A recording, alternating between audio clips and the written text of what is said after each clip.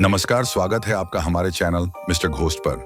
तो जो कहानी आज हम आपको सुनाएंगे उसका नाम भूतों का कबीला है। और अगर आप चैनल पर नए हैं तो चैनल को सब्सक्राइब करें और वीडियो को लाइक करें। तो आप चिप्स पॉपकॉर्न निकाल लीजिए, चलते हैं हमारी कहानी की ओर। मेरा जन्म कोलकाता के एक संपन्न परिवार में हुआ था। माँ बाप दोनों डॉक्टर थे। मुझे भी डॉक्टर बनाना चाहते थे, बस उनकी यही बात मुझे विद्रोह करने के लिए उकसाती थी। मुझसे छोटी एक बहन भी थी जिसका नाम रत्ना था। वह बहुत कुशाग्र बुद्धि की थी। मुझसे जो अपेक्षाएं माँ बाप करते थे वही उन्हें धीरे धीरे पूरा कर रही थी। मम्मी पापा का बहुत बिजी शेड्यूल था। उनका हॉस्पिटल बेहद प्रसिद्ध था। अमीर लोग मोटी रकम खर्च कर उन्हें प्राइवेट रूप से घर पर भी बुलाते थे। देर रात दोनों घर पर आ पाते थे। मम्मी जहां स्त्री रोग विशेषज्ञ थीं, वहीं पापा कुशल शल्य चिकित्सक थे। कैसा भी कठिन ऑपरेशन हो, पर मरीज उनके हाथों जीवन दान पाकर ही वापस जाते थे। हम चार लोग इतने बड़े आलीशान बंगले में नौकरों की फौज के साथ रहते थे। मम्मी पापा के पास समय की कमी के कारण अपनी सारी समस्याएं मैं अपनी बहन से शेयर किया करता था। हाँ, तो वे मुझसे उम्मीद करते थे कि आगे चलकर मैं डॉक्टर बनकर उनका प्रोफेशन आगे बढ़ाऊं। अब मैं कैसे उन्हें समझाऊं कि मैं कैसे कैसे अनुभवों से गुजर रहा हूं। नींद आते ही मुझे अजीब अजीब सपने आते हैं। अनजानी जगह अनजाने लोग जैसे बुला रहे हूं। मैं जाग जाता हूं, फिर नींद नहीं आती। अब तो बार बार देखते देखते मैं वो चीजें पहचानने भी लगा हूं। कहते हैं जो हम सोचते हैं वह हमारे अवचेतन में जमा होता रहता है। जब हमारा चेतन शरीर सोता है तो अवचेतन सक्रिय हो जाता है, वह सपनों का रूप ले लेता है। शायद ऐसा ही हो, क्योंकि बंधन मुझे पसंद ही नहीं है। मुझे एक सा नीरस जीवन अच्छा नहीं लगता। वही एक सा रूटीन, स्कूल, घर, खेल। मेरी बेचैन आत्मा कुछ नया करना चाहती है, नया खोजना चाहती है। मेरी यही प्रवृत्ति मुझे स्कूल में सब बच्चों से अलग करती है। वाइल्ड लाइफ पिक्चर्स मुझे अपनी ओर खींचती है। इसी कारण आगे कॉलेज लाइफ में जंगली जानवरों, पक्षियों के दुर्लभ फोटो प्रदर्शित कर करके मैं प्रसिद्ध होने लगा। मैं वाइल्ड लाइफ फोटोग्राफर बनना चाहता था, जो मेरे माता पिता को नामंजूर था। मेरी कॉलेज लाइफ पूरी हो चुकी थी। मैंने अपना जीवन जीने के लिए विद्रोह कर दिया। मेरे जैसे ही 5 साथी और जुट गए। राज, सुशांत, असगर, ब्रायन डिसूजा और जयदीप, सभी एक से बढ़कर एक ढाकड़। और हमने प्लान बनाया अरुणाचल प्रदेश के जंगलों में जाने का और वहां आदिवासी कबीलाई संस्कृति पर डॉक्यूमेंट्री फिल्म बनाने का। हमारा काफिला गाड़ी से चल पड़ा। जरूरत की सभी चीजें गाड़ी में ही रखी थीं। यूं समझो जैसे चलती फिरती गृहस्थी थी। हल्का टेंट, खाने पीने का सामान। गेस्ट हाउस में अपना ठिकाना बनाकर आज सवेरे सवेरे ही बलखाती पहाड़ी सर्पीली सड़क पर कार चली जा रही थी। गाने की धुन पर सभी झूमते हुए मस्ती के मूड में थे। एक गाइड हमने साथ ले लिया था। सड़क के दोनों तरफ घने पेड़ों की कतारें पीछे छूटती जा रही थीं। आगे लोकेशन अच्छी देखकर हमने गाड़ी रोक दी और पैदल घूम घूम कर देखने लगे। तभी झादियों में आहट सुनाई दी। ब्रायन डिसूजा देखने के लिए गया। गिरने की तेज आवाज आई। हम सभी चौंक पड़े और झाड़ी की तरफ भागे, पर वहां से डिसूजा गायब था। गाइड का चेहरा फक था। हम सभी डिसूजा को चिल्ला चिल्ला कर पुकार रहे थे, इधर उधर ढूंढ रहे थे, पर डिसूजा को तो जैसे धरती खा गई थी। हमने झाड़ियों को ध्यानपूर्वक देखा। संभवतः जो कोई भी हो, उसने डिसूजा का मुंह बंद कर दिया होगा। तभी तो केवल गिरने की आवाज आई। डिसूजा के चिल्लाने की नहीं। घसीटे जाने के निशान थे। वह झाड़ियां भी टूटी थीं। एक आध खून की बूंदों के निशान भी थे। शायद वह घायल भी हो गया था। थोड़ी ही दूरी के बाद फिर कोई निशान नहीं मिले। मेरा दिल भर आया। भगवान जाने वह कैसा होगा। कुछ हो तो नहीं गया उसे। हम सभी एक जैसे स्वभाव के होने के कारण एक दूसरे पर जान छिड़कते थे। एक दूसरे की मुसीबत अपने ऊपर लेने को तैयार रहते थे। हमने एक दूसरे की तरफ देखा। तभी गाइड बोला, साहब मुझे इजाजत दो। मैंने यहां तक की बात कही थी। मुझे बहुत क्रोध आया। मैं उस पर चिल्ला ही तो पड़ा। देखते नहीं हम कैसी मुसीबत में पड़ गए और तुम्हें अपनी पड़ी है। गाइड बोला, साहब आगे यह सारा इलाका प्रेतग्रस्त है। इससे आगे मैं कैसे भी नहीं जाऊंगा। मैंने तो आपको पहले से ही मना किया था। आप ही नहीं माने तो मैं क्या करूं। अब मैं अपनी जान जोखिम में नहीं डाल सकता। कह तो रहा था वह, पर हमने उसकी बात हंसी में उड़ा दी। भारी रकम का लालच देकर उसे यहां तक ले आए थे। साहब, इधर लोगों का आना जाना ना के बराबर है। दिन में तो फिर भी कोई इक्का दुक्का सड़क से आता जाता हो, पर सड़क से उतरकर इस प्रेत ग्रस्त इलाके में पांव धरने की हिम्मत कोई नहीं करता है। गाइड अपनी बात कहकर चला गया। आगे किसी प्रकार के निशान नहीं थे। हम वापस लौट आए। अचानक मेरे मस्तिष्क में एक विचार कौंधा। जहां हमने कार रोकी थी वहां से थोड़ी दूरी पर कुछ झोपड़ियां दिखाई दी थी। क्यों ना वहां से पूछकर देखें, शायद कुछ पता चले। हमने कार सड़क से नीचे उतारकर झाड़ियों में छिपा दी। पत्ते वाली कुछ डालियां उसके ऊपर से रखकर छिपा दिया ताकि सड़क से वह सीधी दिखाई न दे। जंगली जानवरों से रक्षा के लिए लाई गई पिस्तौल, जो कि सभी के पास थी, कार से निकाली। टॉर्च, छोटे मोटे उपकरण और अन्य जरूरी सामान सब ने अपने अपने बैगों में भर लिए और निकल पड़े। अब कुछ निपटारा करके ही वापस आना था। हम सब झोपड़ियों के पास पहुंचे। सब में झांक कर देखा, सब खाली पड़ी थी। एक झोपड़ी में एक युवती और एक बूढ़ा आदमी था। शायद वह बीमार था। वह चारपाई पर लेटा हुआ था। लेकिन जब हम सबको देखा तो चौंक कर उठ बैठा। मैंने भरे गले से पूछा, आपने इधर मेरे साथी को देखा है? नहीं, मैंने यहां किसी को नहीं देखा। बूढ़े ने इनकार में सिर हिला दिया। फिर मुझसे पूछा, कहां था वह? मैंने घटनास्थल की तरफ इशारा करके पूरा मामला बताया तो वह निराशा से सिर हिलाते हुए कहने लगा, अब कोई फायदा नहीं। अब तक तो जो होना था हो चुका होगा। क्या मतलब? बेचैनी और आतुरता से मैंने पूछा, क्या आप जानते हैं मेरा दोस्त कहां होगा, कैसी हालत में होगा? कहते कहते मेरी आंखों से आंसू निकलने लगे। मतलब यह है कि यहां से सीमा खूंखार आदिवासियों के इलाके की है। उसके अंदर घुसने पर अनजाने लोगों को वे मार डालते हैं या बलि चढ़ा देते हैं। तुम्हारा साथी उनके हत्थे चढ़ गया है। अच्छा होगा तुम सब लोग यहां से जाओ, वरना तुम सब मारे जाओगे। नहीं नहीं, हम ऐसे नहीं जाएंगे। कबीले का रास्ता किधर है, आप हमें यह बता दो। इस बार जयदीप बोल पड़ा। राज असगर और सुशांत बड्ढे अधैर्य से जवाब की प्रतीक्षा में थे। डोली, इन्हें जाने का रास्ता बता दो। सब कुछ बद्धा अजीब सा लग रहा था। हथौदे की तरह कई प्रश्न हमारे दिमाग में ठोकरें मार रहे थे। इस सुनसान में इतनी जवान लड्ढकी और ये लाचार बूढ़ा अकेले कैसे रह रहे थे? और रह भी रहे थे तो हम चार चार अनजाने लोगों के साथ घने जंगल में उसे कैसे भेज रहा था? सदमे और इन अजीब अजीब बातों के कारण हमारा दिमाग घूम रहा था। कुछ समझ में नहीं आ रहा था। लड्ढकी उठी और अपने पीछे आने का इशारा किया। मैं अपने साथियों के साथ उसके पीछे पीछे घने जंगल में चल पड़ रहा था, जहां घसीटे जाने के निशान थे। रास्ता उसके आगे से ही था। अब तक दिन के 12 बजे थे, पर घने जंगल में अंधेरा छाया हुआ था। उस निर्जनता में हल्की हल्की हवा साए साए की ध्वनि उत्पन्न कर वातावरण को भयानक बना रही थी। लड़की आगे आगे जा रही थी। हम झादियों को बचाते बचाते हुए निकल रहे थे। वह जैसे उनके ऊपर उड़ते उड़ते हुए निकल रही थी। हम सभी कबीले में आ गए थे, मगर कोई दिखाई नहीं दे रहा था। वह लड़की जो अभी हमारे साथ थी, अब बहुत दूर आगे दिखाई दे रही थी।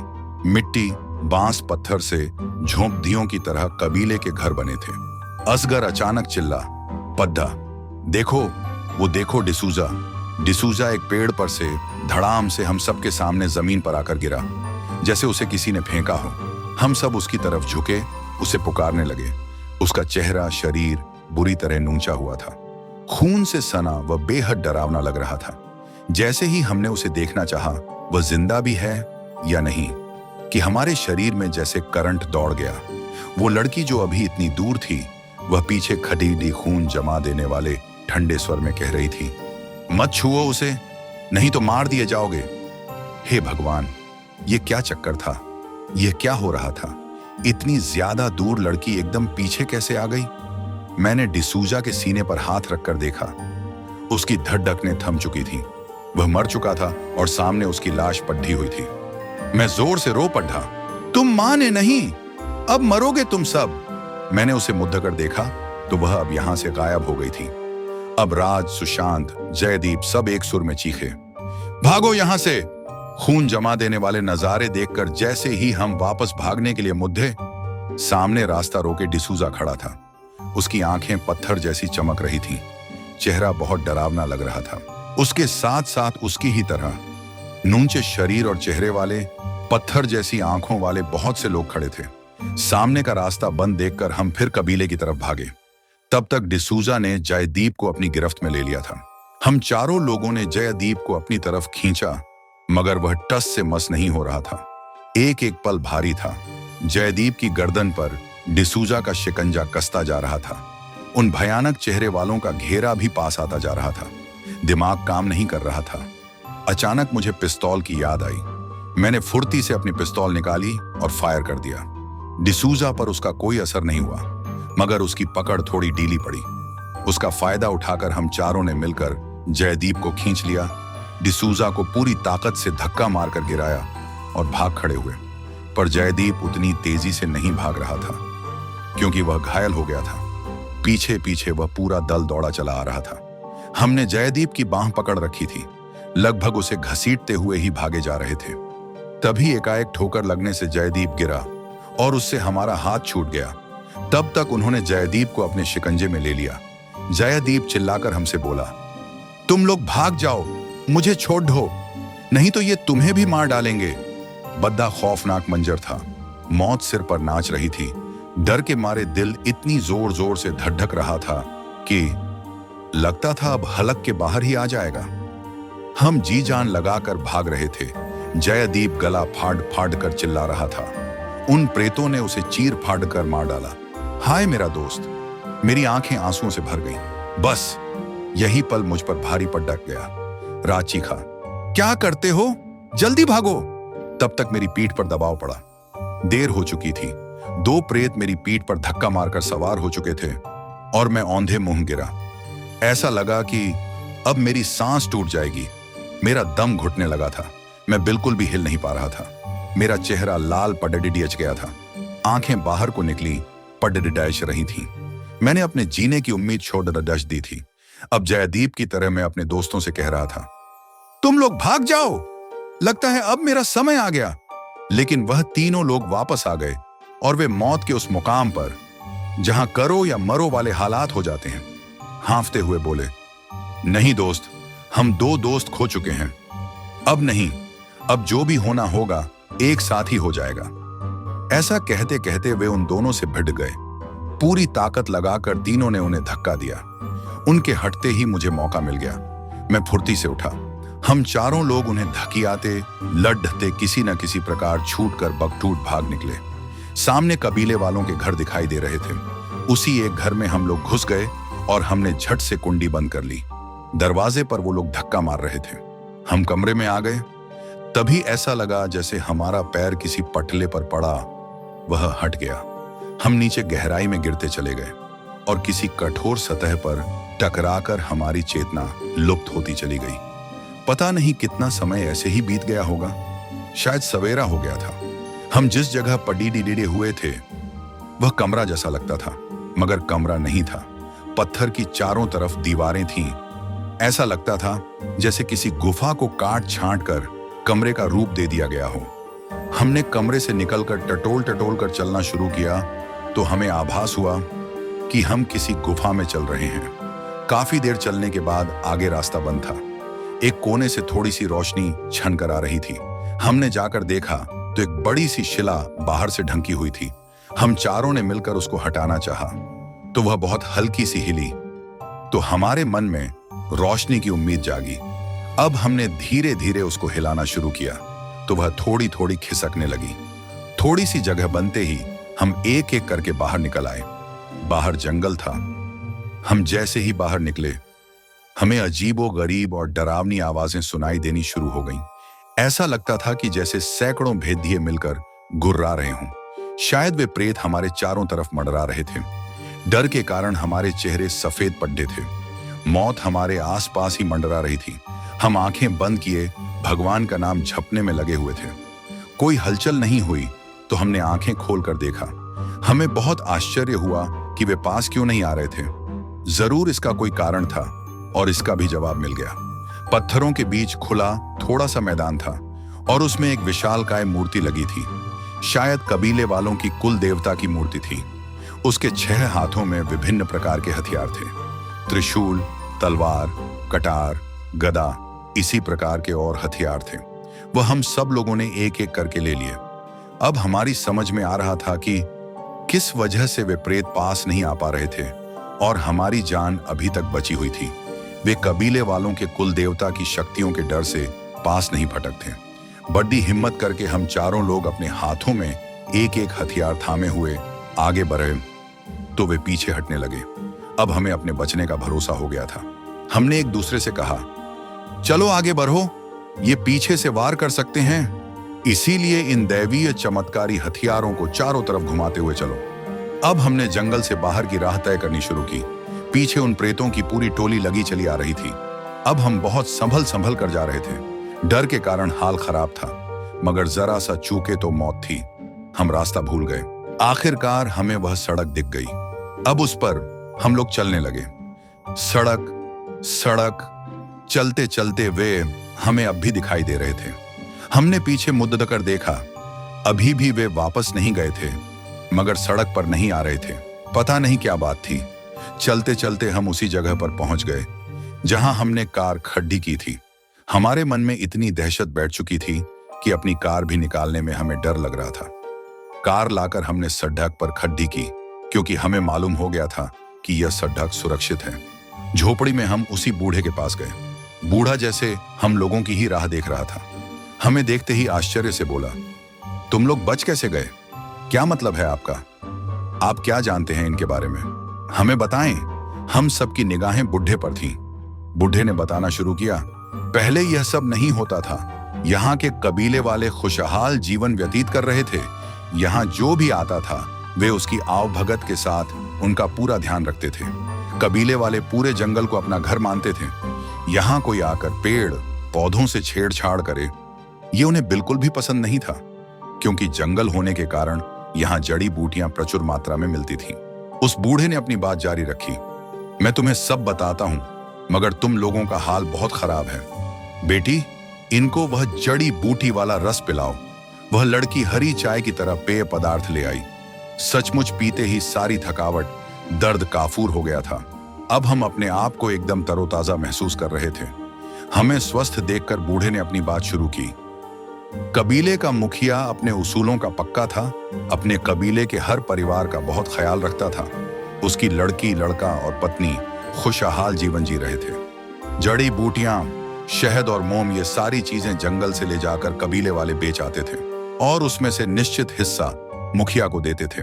मुखिया की जिम्मेदारी थी कि दुश्मनों से और कुल देवता की पूजा करके आसुरी शक्तियों और बुरी आत्मा से कबीले वालों को दूर रखना।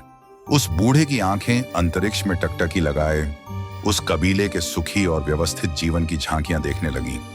मुखिया की बेटी किरंची या डॉली खरगोश के पीछे भागती हुई झरने के पास पहुंची। खरगोश को वह पकड़ने ही वाली थी कि वह छलांग लगाकर लंबी लंबी घास में कहीं गुम हो गया। वह पत्थरों पर खड़ी होकर इधर उधर देखने लगी। तभी संतुलन बिगड़ा और वह गिरने को हुई। तभी उसे सरदार जम्बूनी ने संभाल लिया। वह मुस्कुरा उठी, तू आज काम पर नहीं गया? काम पर ही तो था, पर मुझे पता था तू मुझसे मिलने जरूर आएगी और गिरने का नाटक भी करेगी, इसीलिए मैं मुझे यहाँ संभालने ही तो आया था। इस समय अधिकांश लोग जंगल में अपने अपने काम पर होते थे। इस बात पर दोनों एक साथ खिलाकर हंस पड़े। इन दोनों की शादी होने वाली थी। कबीलाई रीति के अनुसार अब उनका मिलना निषिद्ध था, फिर भी वे चोरी से मिलने आ जाते थे। तभी धाई धाई की आवाज 2 बार गूंजी। किरंची और जम्बूनी दोनों चौंक उठे। उनकी आंखों के सामने से हिरणों का झुंड भागता हुआ निकला और शिकारियों का झुंड उनके पीछे पीछे। जंगल में तस्करों का प्रवेश हो चुका था। यह कोई अच्छा संकेत नहीं था। अचानक उनकी निगाह इन दोनों पर पड़ी और किरंची को देखते ही उन्होंने एक दूसरे की तरफ अर्थपूर्ण इशारा किया। बंदूक की नोक के बल पर एक शिकारी किरंची को पकड़ने के लिए आगे बढ़ा। किरंची ने अपने दोनों हाथों को मुंह पर बाजे की शक्ल सा बनाते हुए एक जोरदार विचित्र सी आवाज निकाली। एक शिकारी ने किरंची की बांह पकड़कर उसे अपनी तरफ खींचना चाहा, पर जम्बूनी ने अपने धनुष पर जहर बुझा तीर चढ़ाकर छोड़ दिया, जो सीधे उस शिकारी के सीने पर जाकर लगा। उसी के साथ दूसरे शिकारी की बंदूक गरज उठी। धाए की आवाज के साथ ही जम्बूनी जमीन पर गिर पड़ा। जम्बूनी को मरता छोड़ किरंची को अपने कब्जे में करके वे शिकारी वहां से चलने लगे। 6-7 लोगों के झुंड से बच निकलना असंभव था। तभी अचानक तीरों की बौछार आई और उनके शिकार 2 शिकारी हो गए। किरंची की संकेत ध्वनि सुनकर आसपास काम कर रहे कबीले वाले दौड़ते हुए आ गए थे। अब दोनों पक्ष आमने सामने थे। अपने 3-3 साथियों की मौत पर तस्कर शिकारियों की आंखें क्रोध से सुलग उठी। उन्होंने अपनी बंदूकों की मार से थोड़ी ही देर में उन लोगों को मौत की नींद सुला दिया। इस बीच किरंची छूट चुकी थी। वह भाग निकली, मृतप्राय जम्बूनी का खंजर निकालकर अपने सीने में घोंप लिया। अब वह अपनी अंतिम सांसें गिन रही थी। जम्बूनी और किरंची ने अंतिम बार एक दूसरे को देखा और मौत के आगोश में समा गए। अब तस्करों और कबीले वालों में ठन चुकी थी। मुखिया ने इस हृदय विदारक घटना को झेलकर अपने कबीले की सीमा कबीले के चारों तरफ सड़क तक बांध दी थी।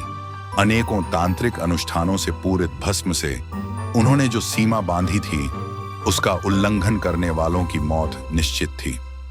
फिर एक दिन मुखिया बाहर गया था। तभी रात को सोते हुए कबीले वालों पर पेट्रोल छिड़क कर उन तस्करों ने आग लगा दी। कोई नहीं जाग पाया था। सब लोग सोते ही सोते जिंदा जलकर भस्म हो गए। जब मुखिया लौटा तब राख के सिवा कुछ नहीं बचा था। मुखिया ने भी आत्महत्या कर ली। तस्करों को रोकने वाला अब कोई नहीं बचा था, पर अकाल मौत मरने वाले प्रेत बन गए थे और तब से जंगल में घुसने वालों को वे दुश्मन समझने लगे थे। आश्चर्यजनक रूप से एक एक कर सभी तस्करों की हत्या होने लगी। प्रेतों ने तस्करों को मार डाला था। तब से ही यह इलाका प्रेतग्रस्त हो गया है। जो भी इसके अंदर गया बचा नहीं। तो फिर हम लोग कैसे बच गए? मैंने पूछा। उन्हीं कुल देवता के हथियारों की वजह से। वहां का विधान ही यह था कि जब कोई मरता था तब उसकी आत्मा की मुक्ति के लिए पवित्र मंत्र पूरित जल छिड़का जाता था। तुमने देखा होगा कि कुल देवता की मूर्ति के पास छोटा सा कुंड है।